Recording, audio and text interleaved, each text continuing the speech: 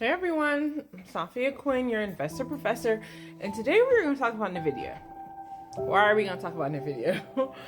Because I've set a trigger. Now this is something you can do in any of your brokerage platforms, as Vanguard or Fidelity, whatever you have. If you look at the stock name, right, you can set a trigger or a reminder to remind you when that stock falls into a certain price. So, NVDA, if you guys have or have not heard of it, but it is a leading company in semiconductors and AI. They had a lot of news maybe about a few months ago, and they took a huge tank. And I originally was not messing with it, right? And I'm going to tell you why. I'm going to show you NVIDIA's price. And then I'm going to show you the S&P 500 and the Dow. So NVIDIA is part of the S&P 500, and it is a large contributor to the S&P 500 in the semiconductor and AI space, but it's not that big.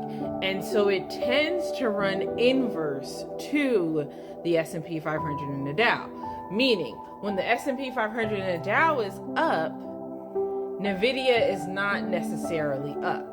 And so when you're thinking about organizing your portfolio and when you're thinking about what stocks to buy, you need to track your stocks in a way so you understand that if you're looking at the S&P 500 and the Dow, you need to understand where your stock is. So that was part of the reason why I was like, I don't know about NVIDIA, because when I look in the S&P 500 and the Dow, and if it's green, my stocks are pegged to that Dow and the S&P 500. So if it's green, I know that, okay, I'm making money. I don't need to go into my portfolio to be sure of that, right? But with NVIDIA, that is the kind of stock where if the S&P 500 and the Dow are up, my NVIDIA might not be up. Okay, so that is an inverse relationship. Now, there's nothing wrong with that at all, but it's definitely something, especially as a beginning investor, that you need to pay attention to, because how you're going to mess yourself up is having, let's say, 10 or more stocks that you don't know if they are tracking the S&P 500 or the Dow, or if they're inverse, and so therefore you are in a back and forth relationship of not knowing where your stocks are. That is what you should not do, because that is a way to miss opportunities. Now, what I'm going to make for you guys next, I finished the notebook. I'm so excited to show y'all, but I'm waiting till tomorrow. I finished the notebook.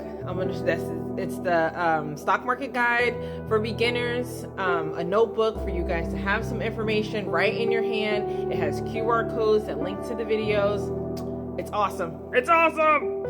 But I am going to now work on the tracker, and the tracker is part of advanced strategies for investing. And this is a way for you to go into your portfolio every single day and track the last price of your stock and the S&P 500 and the Dow. So you, within a month time, will have the strongest understanding and relationship between the stocks that you own and the market overall. So back to NVIDIA. I set my trigger for $119. I said if NVIDIA hits lower than $119, text me. At that time, I was at the gym, and remember, we talked about this. This is why you have to understand what is best for you. I was at the gym. I couldn't buy it right then and there. I came home, took a shower, started working, blah, blah, blah. Now it's up to 120. But it is still down, and the S&P 500 Dow is up. I don't particularly like inverse relationships, but what we know is that NVIDIA, I'm just going to show you some actual stats. NVIDIA has grown 114% from last year. That is a huge growth, and it's only projected to grow more. So let me know what you think.